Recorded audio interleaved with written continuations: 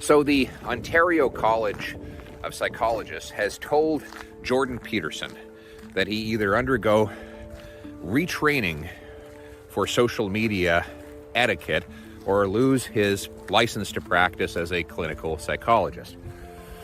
This follows a number of complaints by people who don't like his online posts, one of which is a retweet of something I posted, another is a criticism of Justin Trudeau. Now, it should go without saying that in a free country, professionals should not lose their jobs and licenses because they express a political opinion contrary to the licensing body that's mandated by the government. But, of course, in saying this, my liberal critics in the media will, of course, say, well, Poilievre agrees with freedom of speech for someone like Dr. Peterson, therefore he must endorse everything Dr. Peterson has ever said. Well, of course not. I don't endorse 100% of everything anyone has ever said. There's no two people in the world who agree 100% of the time on 100% of things. And so I'm sure there is something he's posted that I do object to, but that is not the point, because freedom of speech only matters when you disagree. I mean, if we all agreed, we wouldn't need freedom of speech because no one has ever tried to censor someone for saying something that they agree with. It is only when there is a disagreement that it matters. And that's what distinguishes Canada, a free country, from dictatorships. Dictators don't censor things their citizens say that the dictator agrees with, only things they disagree with. I may not agree with what you say, but I will defend to my death your right to say it. What's going on, everyone? Jeremy here from The Quartering, and Jordan B. Peterson has finally now responded, and with quite some fury, I might add, to the denial of his appeal to be re-educated by the Canadian government to teach him how to tweet and not offend people if he wants to keep his license as a psychologist. However, it's more of an ideological fight for him, I believe, because he doesn't really practice anymore. He doesn't really teach at that school anymore. He's a huge, super huge megastar. When I saw him yesterday at the RNC debates, it was like he was a rock star. There was a massive group of people around him trying to get selfies, trying to get autographs, trying to get pictures. I'm talking maybe 100 people. The second people noticed him, people were running across the entire Fiserv Forum to try and get a picture with him. The guy is a super huge megastar, loved by young and old. And by the way, most of the people that were running over there were young kids, maybe in their 20s or something like that, early 20s. But yesterday, there was a terrible loss for free speech as he is now being, again, forced to be re-educated. Now, Jordan Peterson unloads on Canadian court after backs psychologist organization's attempt to censor him. A Canadian court has upheld the sanctioning of Dr. Jordan Peterson by a psychologist governing body that targeted Peterson for criticizing trans ideology, climate alarmism, and the Canadian government. The College of Psychologists of Ontario, which has embraced radical gender theory in recent years, has threatened to remove Peterson's clinical psychology license over his social media activity if he doesn't go through a so-called specified continuing educational or remedial program. Again, that's re-education. I mean, there's no other way to put it. I mean, that's what it is. On Wednesday, the Ontario Superior Court of Justice ordered Peterson to pay $25,000 to the College of Psychologists and upheld the order he go through a social media education program. The organization is not punishing Peterson for any interactions with patients. Rather, it's censuring, fining, and attempting to re-educate him for public comments he made, including on social media and during podcast appearances, as his literal free speech.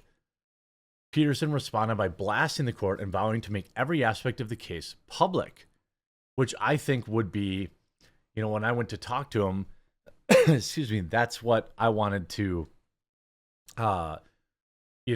reinforce of how important it is. He knows how important it is, but I think that it is a absolute Chad move because they don't want this getting out public. They don't want their weirdo reprogramming stuff to be public because the whole world will see it, mock it, and know exactly what it's all about.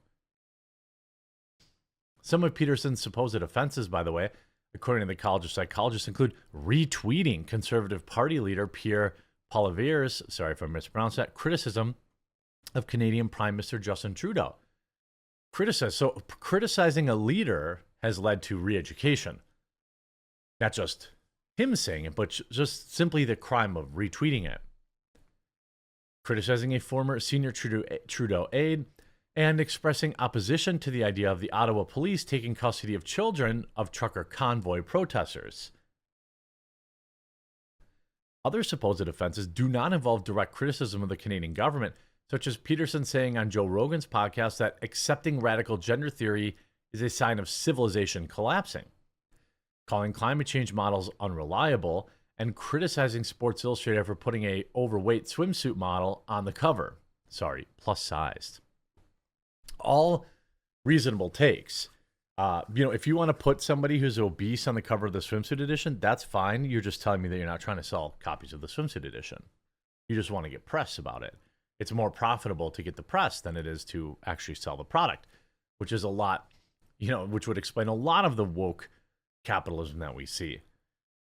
In the latest ruling, the court ruled that Peterson's application to block the forced training, claiming that the College of Psychologists had a compelling public interest in regulating Peterson's statements, or otherwise known as free speech. I've concluded that the application should be dismissed. In my view, the decision of the ICRC are reasonably consider Dr. Peterson's statements in the context of the college's statutory mandate to regulate in profession in public interest, wrote Judge Paul Shabbos. Now, on Tuesday, prior to the release of the decision, Peterson wrote on X that he stood by his comments. Well, if we go and we see this video he put out last night, by the way, this is the suit he was wearing last night, so I think he recorded this in his hotel. Hello, everyone. I've been awaiting a court decision in Canada with regards to the Ontario College of Psychologists' decision to require me to be re-educated in relationship to my social media use or to lose my license. The court ruled today in favor of the college. They claimed that I have the right to free speech in Canada, but subject to apparently whatever limitations the college wants to place on me, and by implication, every other professional in Canada. And that's why this is such a big deal. First of all, he doesn't have free speech if they are allowed to take away his livelihood, take away his job, take away his credentials because he himself shared an opinion that they did not like.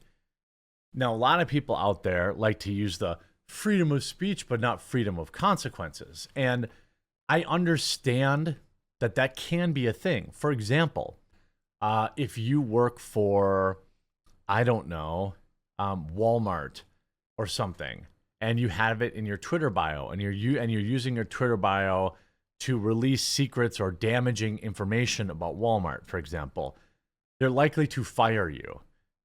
They might even sue you. And the way our American legal system works, they might even win. But ultimately, that's some statements that you're making more directly tied to a business that maybe they could directly tie to some sort of negative backlash. Alyssa Heinerschneid at Bud Light calling, their advertisement and by extension their existing customer base at the time fratty and out of touch would be an example of somebody who was speaking for the company, had the right to say what they wanted to say, and subsequently has been put on leave because she cost the company $30 billion in market cap. Now, I don't know, how much I agree with all these decisions, but at least you can kind of track it that way.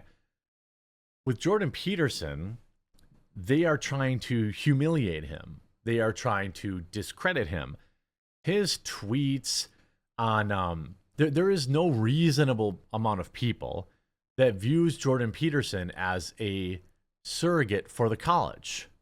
He does not have that in his biography.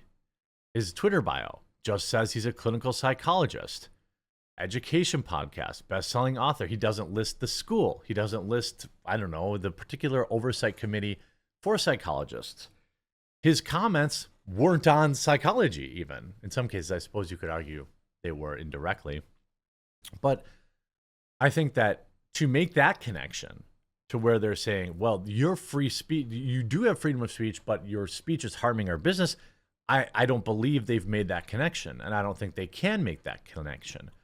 This is more almost exclusively about humiliating him and discrediting him. And by implication, every other citizen of Canada. The full response to that, my full response to that, or my full initial response, to be more accurate, we'll release that tomorrow. So stay tuned, and I hope you find it useful and interesting.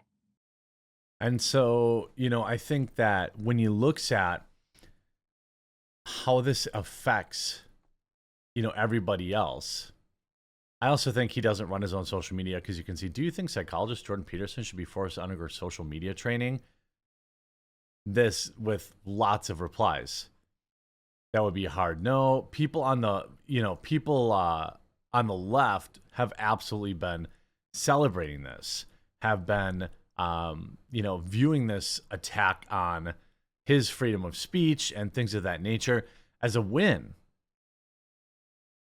It's ridiculous, right? And so I think the fact that he's going to release everything out, he's going to fight it, I think that is a very good thing, and I think that he says, so the Ontario court ruled that they can pursue the prosecution. If you think that you have a right to free speech in Canada, you're delusional.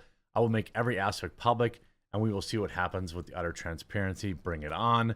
In keeping with the transparency, here's the decision the courts have captured by woke ideologies. I knew this already, but I didn't fully understand its extent. Elon Musk gets involved. He said, "This is worse than you think, Elon. My tweets criticizing the trans ideology and Justin Trudeau are the punitive reason. The judges are progressives appointed by Justin Trudeau, and all professionals in Canada are so terrified of their professional regulatory bodies that they are terrified into silence. And even those who aren't intimidated in that manner can't afford the extremely expensive and endless fight. Not good." This is why, why his fighting this is so important, because he has the means to, take a lengthy court battle on. He has the money, the professionals, the clout, the reach to do it. And so he, unfortunately, has to be the one that has to do it. John Q. Public doesn't have access to the lawyers and all this kind of stuff. The Epic Times saying, court of rules against, Swipe Right was here. Colin Wright, the Ontario court rulings against psychologists can pursue their prosecution against Jordan Peterson is an absolute joke. They're sending a very clear signal to anyone thinking about speaking their minds. We will destroy your career. It's going to be interesting to see, what their exact method here, their fight back will be, but good for him. Chris Christie is a tough guy. Wait, what? Oh, maybe we should have him evaluate. Just kidding. Anyway, I hope you enjoyed this video. I wish Jordan the best of luck, and I hope that he takes it to him.